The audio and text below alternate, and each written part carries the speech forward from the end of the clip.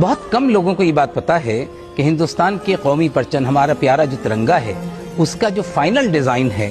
اس میں جو اشوک چکر ڈالا گیا وہ ایک مسلمان خاتون سریا طیب جی کی دین ہے۔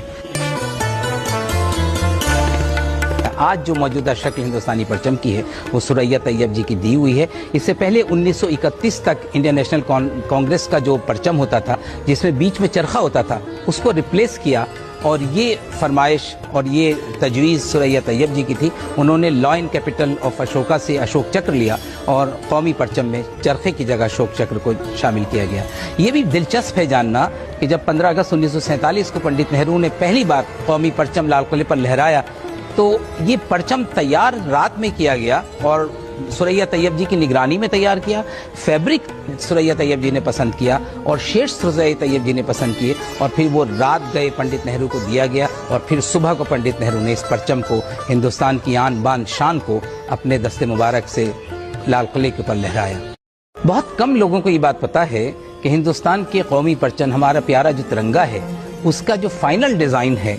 اس میں جو اشوک چکر ڈالا گیا وہ ایک مسلمان خاتون سریا طیب جی کی دین ہے۔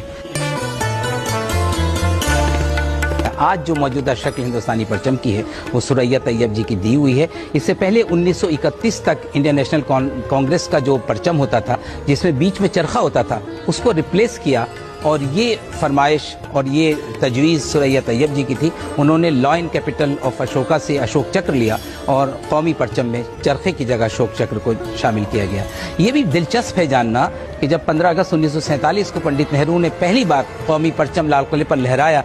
تو یہ پرچم تیار رات میں کیا گیا اور